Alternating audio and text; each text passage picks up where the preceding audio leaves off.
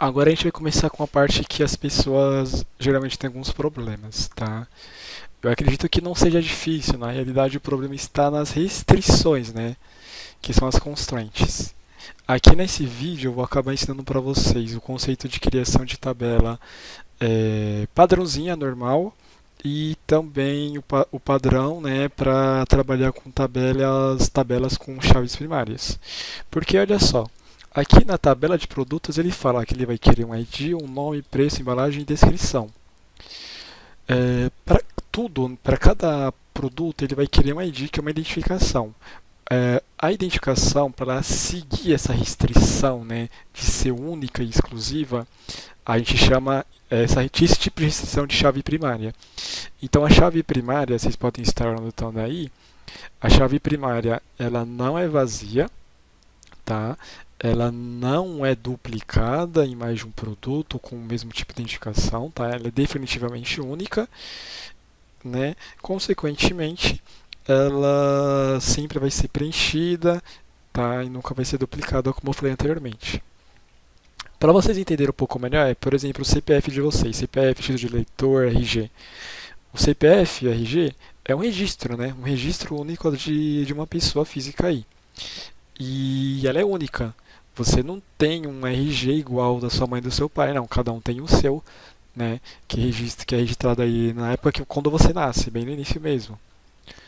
E com isso você tem alguns poderes, né? Você pode comprar algumas coisas, emitir uma nota fiscal no seu CPF e por aí vai. Então, para a gente dar continuidade aqui, criando, né, a tabela produtos com, com as suas restrições. Restrições é a mesma coisa que constraint, tá? É uma coisa que vocês vão acabar vendo já já e já está aí a tradução. Então eu vou falar lá, create table. Qual o nome dessa tabela vai ser? Ah, não sei. Bom, eu pelo menos vou fazer o seguinte, eu vou colocar create table J3W. Ou não, né? Deixa eu colocar só produtos assim, vou colocar produtos. Isso aqui é uma outra dica que eu dou pra vocês, tá? Tentem sempre, é a mesma coisa que o banco, tá? Evitem colocar caracteres especiais, acentuações, cedilha, espaço, tá? Porque isso pode dar problema. Apesar que hoje o TSQL já permite, né? Desde que a gente coloque as chaves aqui entre o nosso nome, aí não tem problema nenhum. Mas eu vou deixar assim. Create table produtos. Produtos. É só isso aqui tá bom. Create table produtos. Vamos dar uma olhada lá na documentação que ele fala para nós. Ele fala aqui. Create table, nome da tabela.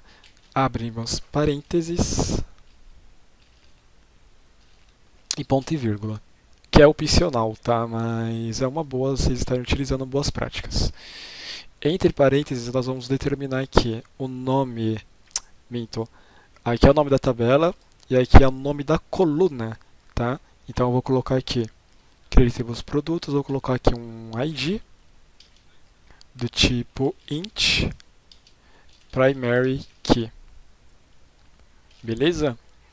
Notem também aqui no SQL que quando ele detecta algum tipo de problema no canto direito, desculpa, geralmente fica um iconezinho aqui vermelho, né, apontando alguma falha, algo do tipo, mas está tudo verdinho e aqui está amarelo porque eu coloquei a vírgula e não coloquei mais nada depois. Ele estava falando, opa, você colocou vírgula desnecessariamente. Comando até roda, mas não é necessário. Beleza. ID, aí eu vou colocar aqui agora.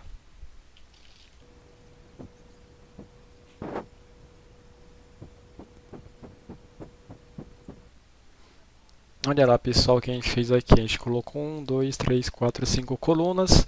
Algumas colunas eu acabei utilizando sem cedilha, que é com um caractere especial. E para que não houvesse erro, eu coloquei entre as chaves. Beleza.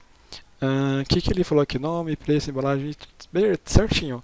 Só que aí tem algumas informações que eu particularmente acho muito importante. Por exemplo, quando é um primary key, ele nunca vai ser vazio, tá? Sempre vai ser preenchido. É uma das regras aí da definição da chave primária. Só que eu não vou inserir ele manualmente, tá? O próprio TSQL ele vai entender e vai fazer essa inserção. Então, eu poderia também estar utilizando aqui. Eu posso utilizar aqui um outro parâmetro que se chama identity. Abre parênteses, eu vou colocar 1. O que isso significa? Vamos ver se a gente encontra alguma coisa aqui na documentação. Ele não aparece nada pra gente. Vamos ver aqui. Na Microsoft.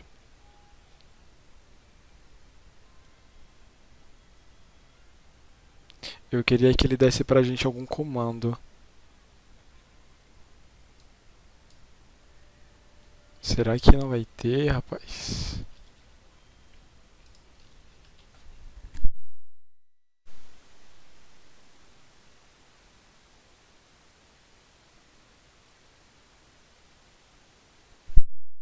Encontrei aqui, pessoal. O identity, ele é nada mais nada menos que um incremento, tá? Que nós podemos estar utilizando aqui na sintaxe do SQL Server para determinar uma chave primária. Aqui é o seguinte, aqui eu estou falando que a partir identity, o primeiro parâmetro vai ser da onde ele começa, tá? E o segundo parâmetro enquanto ele vai incrementando. Por exemplo, ele vai começar do número 1, depois do 1, 1 mais 1 dá 2, 2 mais 1, 3, 3 mais 1, 4 e assim por diante. Eu poderia falar para ele, começa do 5 e vai passando de 5 em 5. Então 5 mais 5, 10, 15, 20, 25, poderia fazer isso, tá? Mas lá eu determinei que vai ser de 1 em 1, tá? Outras informações muito importantes aqui que eu acho, pelo menos, do nome, tá?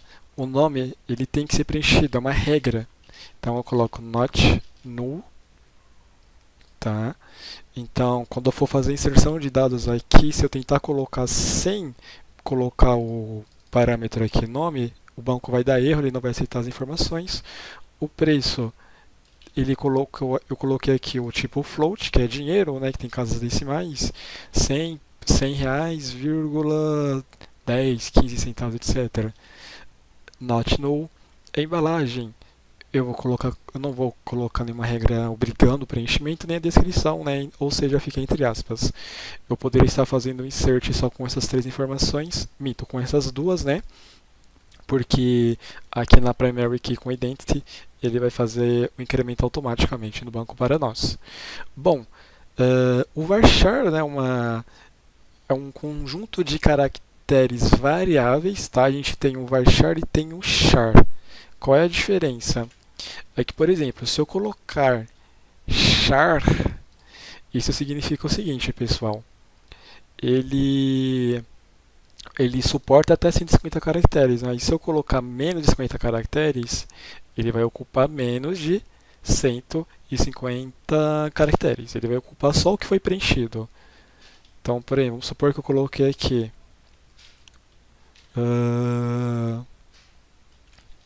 câmbio. Eu coloquei câmbio que tem 1, 2, 3, 4, 5, 6 caracteres. Ele vai ocupar aqui pelo char só os 6 caracteres, tá? Só que tem um problema porque se a gente usa o char, às vezes ele pode estar ocupando o resto com espaços à toa, algo do tipo. Geralmente nós usamos só o varchar mesmo, diria que é o mais utilizado. Vou colocar aí na descrição para vocês também. Tá, varchar, float e o tipo inteiro, né, que é de 1, né, são os conjuntos de números naturais de 0 até infinito aí. 100 casas decimais. Agora, no finalzinho da videoaula, eu vou colocar os outros comandos aqui para tabela vendedores, tabela clientes, tá? Para não ficar maior do que já está essa videoaula.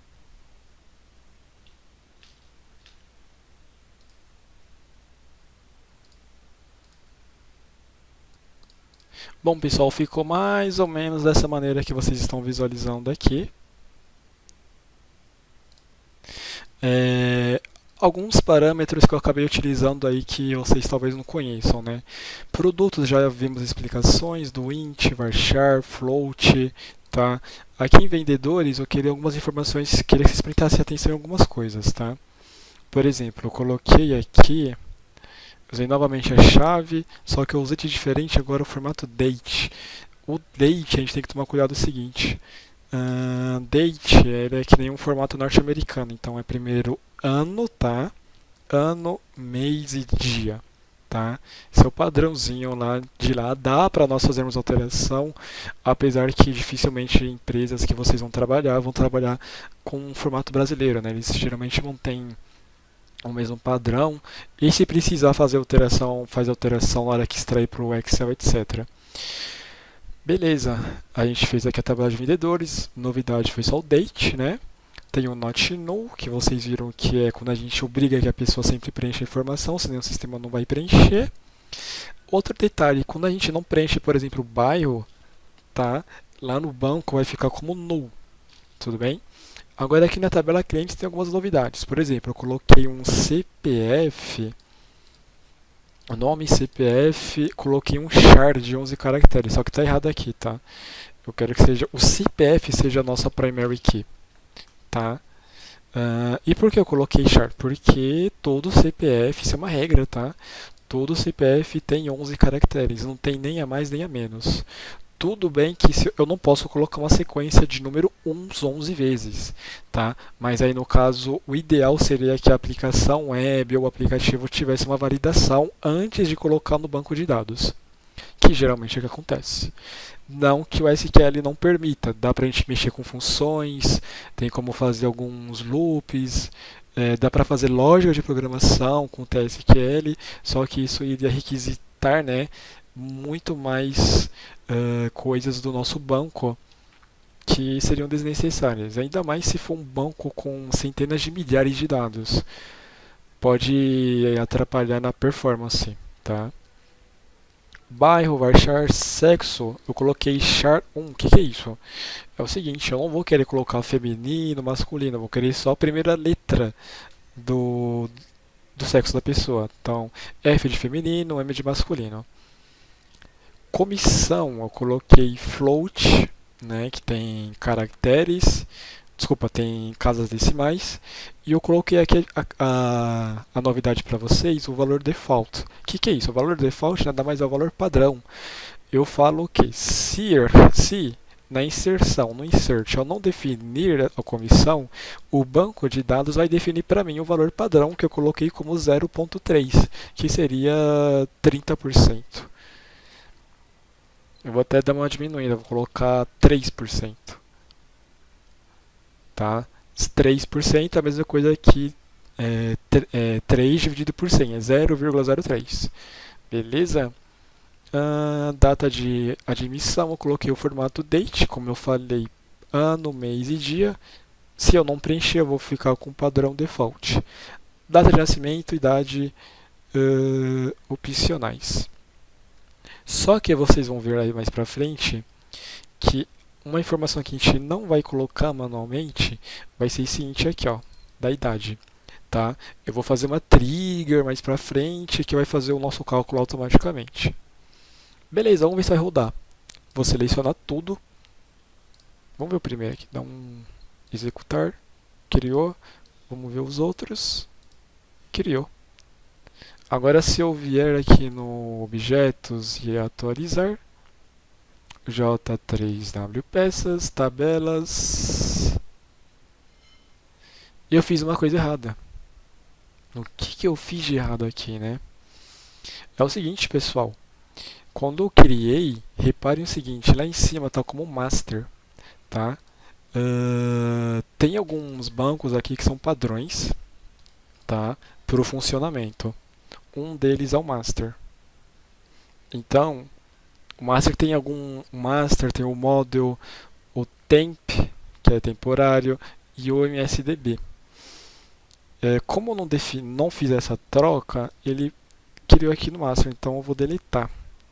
Então, para deletar de uma forma bem fácil, você pode vir aqui em pesquisador de objetos, botão direito e excluir.